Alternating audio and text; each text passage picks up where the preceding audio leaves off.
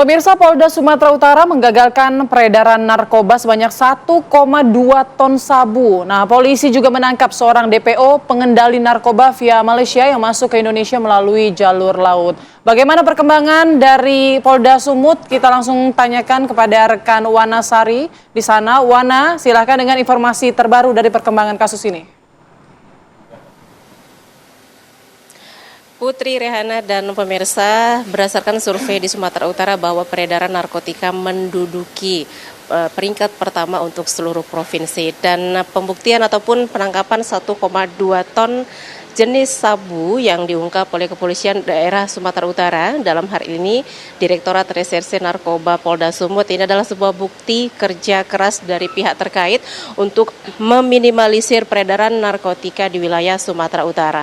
1,2 ton ini masih kerja selama 6 bulan. Tentunya masih ada 6 bulan berikutnya bagi pihak kepolisian untuk mengembangkan kasus ini, mencari para pelaku dan menemukan bukti-bukti narkotika tentunya yang masih beredar sampai sejauh ini.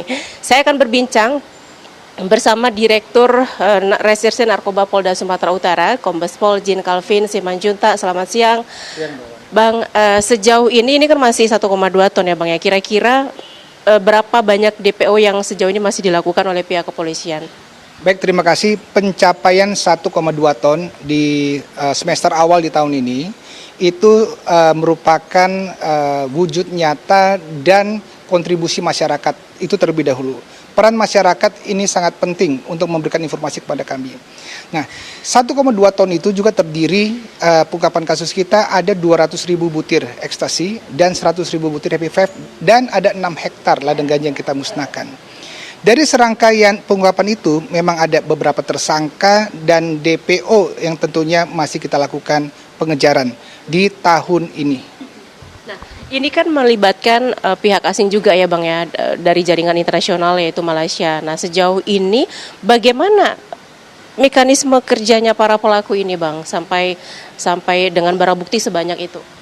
Setidaknya ada 5 modus yang kita sudah ungkap di semester awal ini yang paling menonjol. Yang pertama, sering dilakukan ship to ship.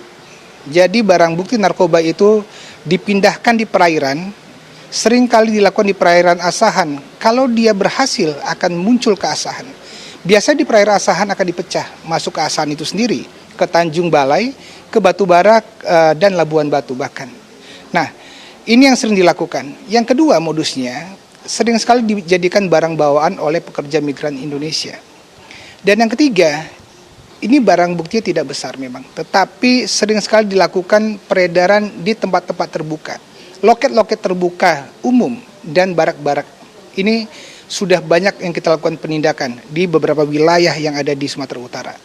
Yang keempat, nah ini sering dilakukan modus di tempat hiburan malam. Ini cukup kita lakukan penindakan di Sumatera Utara. Dan yang terakhir, baru ini kita sudah ungkap pabrik pot vaping liquid. Tempat-tempat lokasi yang memproduksi tidak hanya narkotika, tetapi barang-barang berbahaya lainnya. 5 modus inilah yang kita sudah bisa petakan di awal semester ini. Vape liquid itu menarik Bang, bagaimana akhirnya pihak kepolisian mendeteksi ada pabrik vape liquid yang mengandung narkotika. Ini kan sekarang gaya hidup lifestyle-nya anak muda ini nge-vape ya Bang ya, dan ini juga bisa tentunya menjadi ancaman bagi penggunanya. Ya, sekali lagi peran dari masyarakat dan informasi dari masyarakat itulah yang kami tindak lanjuti. Mulai dari pengungkapan kasus yang kecil, kami berhasil menangkap pabrik dan mengungkap pabrik pot vaping liquid, dan faktanya itu diedarkan secara terbuka. Dari 1 cartridge dan 1 pot itu kemasan dikemas itu harganya 5 juta rupiah. Dan hasil penangkapan kami masih ada sisa lagi bahan mentah golongan 1 narkotika dan NPS yang dapat memproduksi 60.000 cartridge lagi. Baik. Terakhir Bang, target ke depan ini seperti apa nih? Kita harus konsisten, bekerja sama tidak bisa sendiri. Polri tidak bisa sendiri bekerja sama dalam hal mengungkap kasus narkoba. Bersama-sama Polres jajaran, bersama kementerian lembaga, bersama stakeholder yang lainnya. Karena yang kita hadapi adalah extraordinary crime terkait dengan narkotika. Kita tidak bisa bekerja sendiri-sendiri. One for all for one. Terima kasih Pak Dir atas waktunya. Yaitu tadi Putri dan pemirsa bagaimana pihak kepolisian berhasil mengungkap 1,2 ton sabu yang merupakan penjaringan dari Januari sampai dengan Juni 2025. Saya kembalikan ke rekan-rekan di studio. Baik, terima kasih Wanasari atas laporan Anda langsung dari Medan. Selamat kembali beraktivitas.